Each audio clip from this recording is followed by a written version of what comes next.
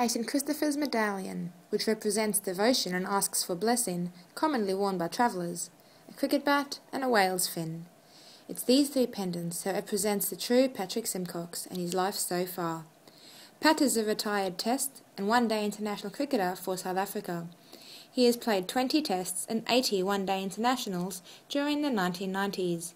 He has moved into the commentary box and almost speaks a better game than he played. Townsville recently held the International Under-19 Cricket World Cup, at which he commentated, and gave JCNN a time to catch up with the man himself. As a youngster, I didn't have the opportunity at age 19, 20, 21, 22 to play for South Africa because there was no South African team. We didn't play like a young guy in Australia would, or a young Kiwi or whatever. So we just went about playing our club cricket, and all of us had to work. And we worked along and just played a bit of our cricket. And then at a very late age in my life, I woke up one day and South Africa had been readmitted to the world. Oh. And it was in 92, 93, and 94 Mandela was released. And so the world opened up for South Africa.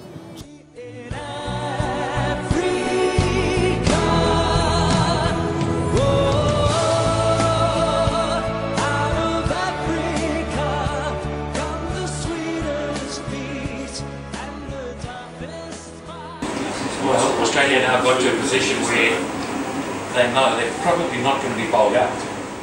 Well, I've been a commentator around the world for 10 years after I retired from international cricket, and the company who holds the rights, ESPN, which I sometimes work for, they phone up and say, listen, will you come out to Townsville on a bit of a holiday and commentate some cricket? Straight out, long way out, two players converging, make it three, and it's taken. Nut, I think it is again. Number 10, this guy's everywhere. It's a heck of a catch. It went really high, and in these times, it's important to hold those. In South Africa, one of the major channels, there's like your Fox here, is SuperSport, and I used to work for them.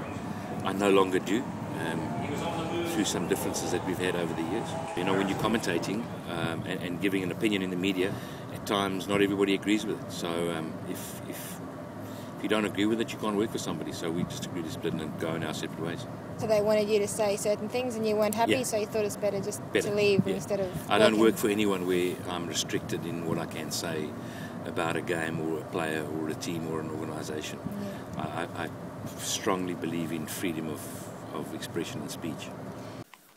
South Africa has had a lot change in the country since Nelson Mandela had been released from prison in 1990, and his walk to freedom is now a huge movement in South Africa. However, the country isn't the new and changed South Africa that many are led to believe. It still has its struggles and turbulations, but Pat is willing to stand by his beloved country. Attacked at 2 o'clock in the morning, I had a robbery and it was a bad experience. I was held up with a revolver. And those were the times that you think about maybe it's time to get out and live in a place where security is not as big an issue like in Australia. I have a strong affiliation. Having played for South Africa, it's quite tough for me to give up the country, and I have thought about it. There are many people that have thought about it.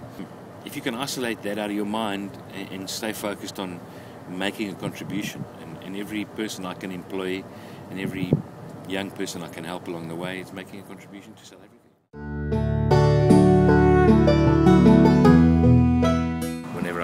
Once you learn to play the guitar, you're never alone in your life.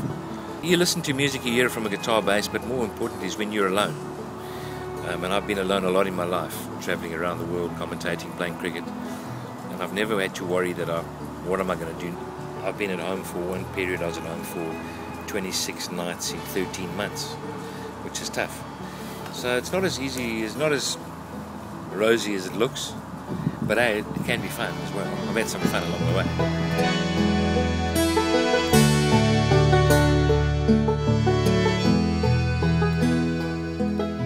And nothing completes a Townsville adventure more with visiting the Billabong Sanctuary, Reef HQ and the Great Barrier Reef.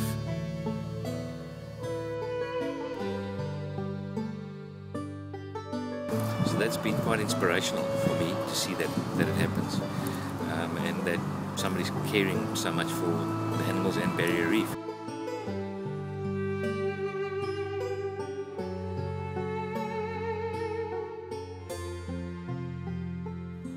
different, you know. You talk about Africa, Billabong would have a lion and a leopard and a cheetah and a hippo and a rhinoceros. I'm a sea person. I live on the beach. I live really close to the beach. I spend as much time as I can. My house is right close by. I play golf in places that are close to the beach. So my life's integrated with the sea. How's that? Into a look at the life of Pat Simcox. He is now back in South Africa, but who knows where he'll be next. My name is Marion Walker Campbell, reporting for JCNN.